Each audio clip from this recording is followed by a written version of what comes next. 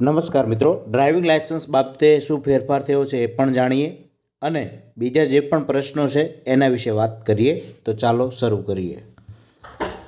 રાજ્યભરમાં ઘરે બેઠા લર્નિંગ લાયસન્સ મેળવવાની સુવિધા સોમવારથી એટલે કે 7 જુલાઈથી શરૂ થશે. તો ચાલો આગળ જાણીએ. જેની અંદર જાણીએ કે કોન્ટેક્ટલેસ એટલે કે ફેસલેસ લર્નિંગ લાયસન્સ સેવા માટે કયા દસ્તાવેજો જરૂરી છે.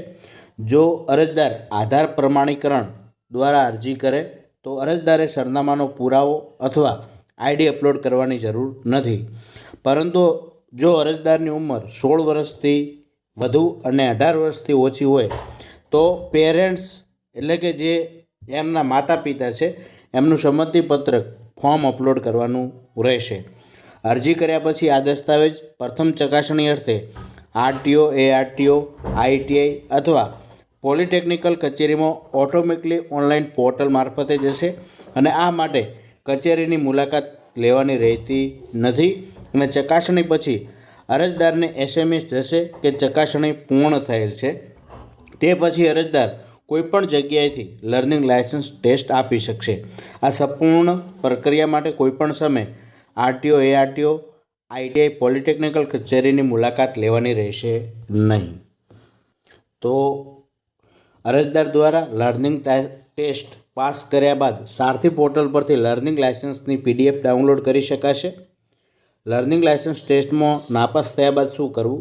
લર્નિંગ લાયસન્સ ટેસ્ટમાં અરજદાર નાપાસ થાય તો ટેસ્ટ આપ્યાના 24 કલાક પછી એટલે કે બીજા દિવસે લર્નિંગ લાયસન્સ ટેસ્ટ ફી પુનઃ ભરી ટેસ્ટ આપી શકે છે.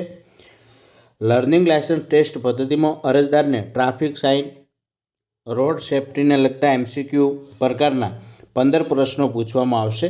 તેમાંથી અરજદારે 9 પ્રશ્નોના જવાબ આપવાના રહેશે અને દરેક પ્રશ્નનો જવાબ આપવા માટે 48 સેકન્ડનો સમય આપવામાં આવે છે. શું એક જિલ્લામાંથી લર્નિંગ લાયસન્સ મેળવી અન્ય જિલ્લામાં ડ્રાઇવિંગ ટેસ્ટ આપી શકું? ના. અરજદારે જે જિલ્લામાંથી લર્નિંગ લાયસન્સ મેળવ્યું હોય તે જિલ્લામાંથી આરટીઓ, એઆરટીઓ, આઈટીઆઈ, પોલિટેકનિકલ કચેરીમાં પાકા લાયસન્સ માટેનું ડ્રાઇવિંગ ટેસ્ટ આપી શકે છે. આ નવી સુવિધા શું છે? આ એક એવી સેવા છે જેમાં અરજદાર પોતાના આધાર નંબરનો ઉપયોગ કરીને આરટીઓ કચેરીની મુલાકાત લીધા સિવાય ઘરે બેઠા કોઈપણ જગ્યાએથી લેપટોપ અથવા વેબકેમ ધરાવતા કમ્પ્યુટર લર્નિંગ લાયસન્સનો ટેસ્ટ આપી લર્નિંગ લાયસન્સ મેળવી શકે છે.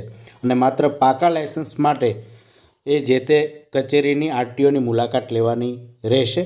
આ માટે પરિવહન જે પોર્ટલ છે તેના ઉપર જઈ અને તમે ઓનલાઈન કરી શકો છો. Thank you. આભાર.